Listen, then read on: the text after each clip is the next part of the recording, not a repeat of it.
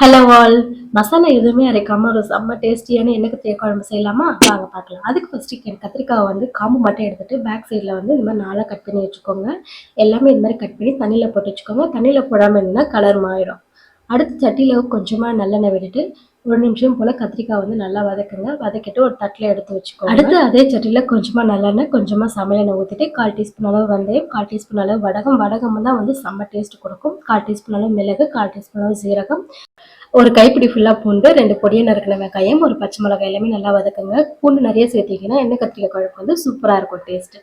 கொஞ்சமாக கருவேப்பிலை, 2 பழுத்த தக்காளி பொடியை நறுக்கினது நல்லா சேர்த்து நல்லா வதக்குங்க. உப்பு கொஞ்சம் சேர்த்திங்கன்னா வந்து கொஞ்சம் நல்லா ஜூஸியாக வரும். நல்லா வதக்குனதும் கரைச்சி வச்ச புளியை வந்து சேர்த்துக்கோங்க. சேர்த்துட்டு 1 டேபிள் ஸ்பூன் அளவு மிளகாய்த்தூள், 1 டேபிள் ஸ்பூன் அளவு தனியாத்தூள், 1/4 டீஸ்பூன் அளவு மஞ்சத்தூள் சேர்த்து நல்லா மிக்ஸ் பண்ணி விட்டுட்டு ஒரு 10 நிமிஷம் போல் நல்லா கொதிக்க விடுங்க.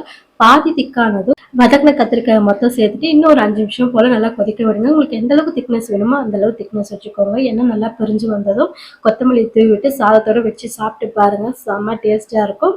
இந்த ரெசிபியை சேவ் பண்ணிட்டு நீங்கள் ஒரு முறை ட்ரை பண்ணிட்டு எப்படி இருந்துச்சுன்னு கமெண்ட்டில் சொல்லுங்கள்.